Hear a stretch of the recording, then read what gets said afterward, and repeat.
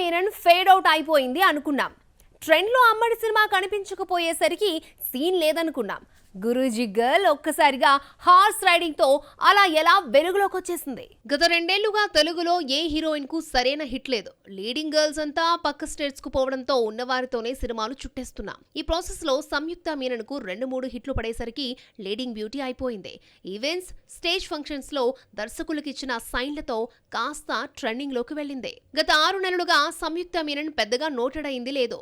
Film events పేరు చెప్పి stage ఎక్కినా పెద్దగా ఎవరూ పట్టించుకోలేదు. సంయుక్తను పక్కకు నెట్టేసే తారలు శ్రీలీల, మృణాల్ ఠాకూర్, మీనాక్షి చౌదరి రూపంలో ఆల్రెడీ పరిశ్రమలోకి వచ్చేయడం దీనికి రీజన్. అయితే ఈ గ్యాప్ లో చేసిన సినిమాలు సైడ్ అయిపోవడంతో సోషల్ మీడియా వేదికనైనా హల్చల్ చేయాలని డిసైడ్ అయింది. దానిలో భాగంగా తాజాగా స్వయంభూ సినిమా కోసం ప్రాక్టీస్ చేస్తున్న హార్స్ రైడింగ్ పిక్స్ ను నెట్టింట్లో షేర్ చేసింది. కొన్ని నెలలుగా కొత్త చిత్రాలకు సంయుక్త గ్రీన్ సిగ్నల్ ఇవ్వకపోవడంతో త్వరలోనే ఈ బ్యూటీ తన బాయ్ ఫ్రెండ్ ను పెళ్లి చేసుకోనుందని ఆ మధ్య వార్తలొచ్చాయి.